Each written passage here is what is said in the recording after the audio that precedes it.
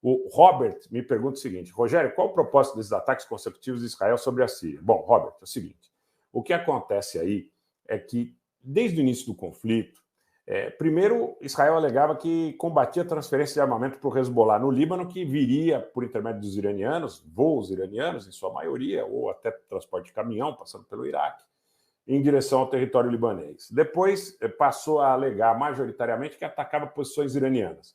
Durante muito tempo, os iranianos negaram.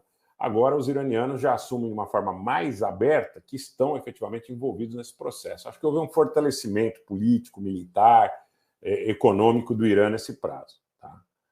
Márcio, para você, para o Paulo Nunes também, feliz Páscoa, muito obrigado.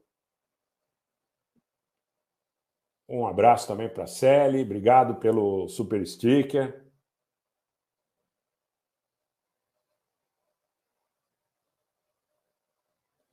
Aqui uma pergunta interessante do Wagner Moreno da Mata. Boa tarde, Wagner.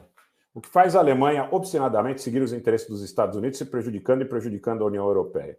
A Alemanha é um país, desde o final da Segunda Guerra Mundial, excelente pergunta, que é ocupado, tá? Ocupado pela presença física de tropas dos Estados Unidos e com uma grande influência política dos Estados Unidos, inclusive na formação do seu próprio parlamento. Então, a posição da Alemanha é uma posição de um país derrotado na Segunda Guerra, na última grande guerra.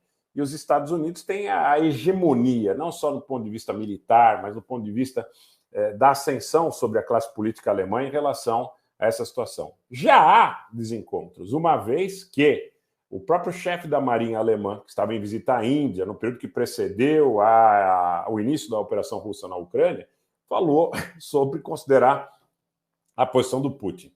Ele sofreu uma pressão muito grande ao regressar à Alemanha e foi alijado da sua posição, foi deposto do seu cargo. Então, o grande ponto é que a Alemanha, e como o Márcio bem lembra, a Itália, são países ocupados, assim como o Japão também no Extremo Oriente, em função da Segunda Grande Guerra. Essa é a realidade.